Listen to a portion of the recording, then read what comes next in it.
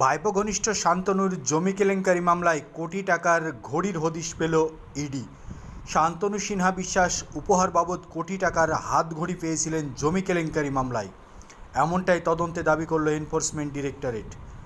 জয় কামদার উপহার পাঠাতেন শান্তনু ও তার পরিবারের সদস্যদের। এই জয় কামদারও ছিল শুভেন্দু ঘনিষ্ঠ এক জমি মাফিয়া।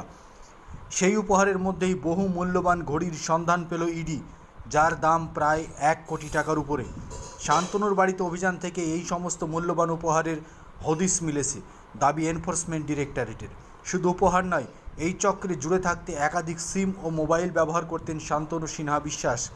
আরও দাবি করা হয়েছে, জোর করে জমি দখল ও বেআইনি নির্মাণ সিন্ডিকেট চালাতে একাধিক নম্বর ব্যবহার করতেন শান্তনু।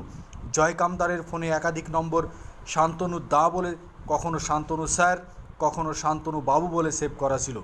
শান্তনুর পরিবারের সদস্যদের নম্বরও ওই ব্যক্তির নামের পাশে শান্তনু দা জুড়ে সেভ করা থাকত। ইডির দাবি, এই শান্তনু দা বা শান্তনু স্যার বা শান্তনু বাবুই হলেন শান্তনু সিনহা বিশ্বাস। শুধু মোবাইলে সেভ হিসেবে নয়, জয় কামদারের ডায়েরিতেও শান্তনু দা নামে একাধিক নোট ও হিসেব লেখা ছিল। জয় কামদারের বাড়ি থেকে উদ্ধার হওয়া লাল ডায়েরি ঘাঁটতেই কার্যত বিস্ফোরক তথ্য উঠে আসলো ইডির হাতে।